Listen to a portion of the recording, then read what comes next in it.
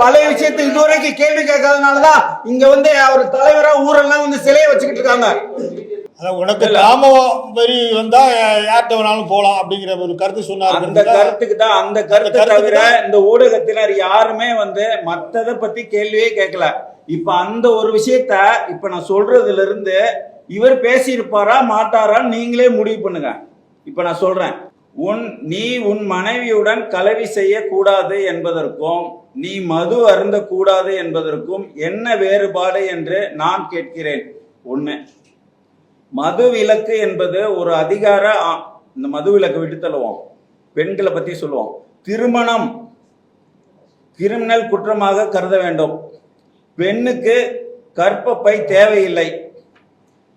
கற்பு களவு என்ற சொற்களும் புலவர்களால் கற்பிக்கப்பட்ட பொருளற்ற சொற்களே.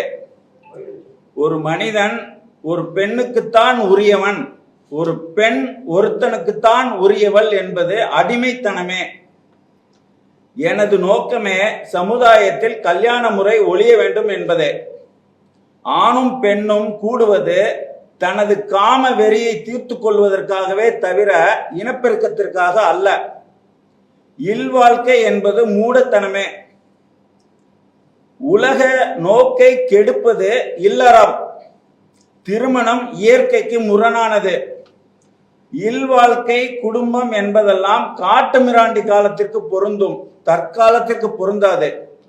பிள்ளை பெற்றுக் கொள்வதை நிறுத்தி கொள்ள வேண்டும். கடைசியாக ஒன்னு சொல்றாரு கேட்டுங்க.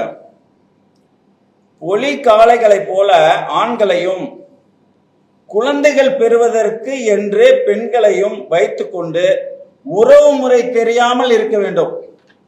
இதோட அர்த்தம் தெரியுதா உங்களுக்கு? ஒரு மதுரையில ஒரு காளை இருக்குது, ஆண்டிப்பட்டியில ஒரு மாடு இருக்குது. அந்த அந்த அந்த காளை தான் ஒரு நல்ல காளை. அந்த காளையை கூப்பிட்டு வருவாங்க. ஆண்டிப்பட்டியில ஒரு 10 மாடு இருக்கும், செனை பிடிக்க வைப்பாங்க. வச்சுட்டு அந்த மாடு போயிடும், அந்த காளை போயிடும். போன பிறகு அது பிறக்கிற குழந்தைக்கு அப்பன் யாருன்னு தெரியாது, எந்த காளை கூட இருந்தோன்னு அந்த அந்த பெண் காளைக்கும் தெரியாது.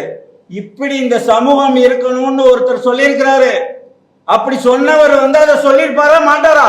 நீ யாரு கூட வேணாலும் படைக்கலான்றத. இப்ப இந்த 14 விஷயம் இருக்குது. இப்ப இந்த 14ல இருந்து சொல்லுங்க, இல்ல கடைசியா அந்த காளை உதாரணத்துல இருந்து சொல்லுங்க. அவர் சொல்லியிருப்பாரா மாட்டாரா? பழைய விஷயத்தை தாங்க, அந்த பழைய விஷயத்த ஒரு நிமிஷம், பழைய விஷயத்தை இதுவரைக்கும் கேள்வி கேட்காதனாலதான் இங்க அவர் தலைவரா ஊரெல்லாம் சிலையை வச்சுக்கிட்டு இருக்காங்க.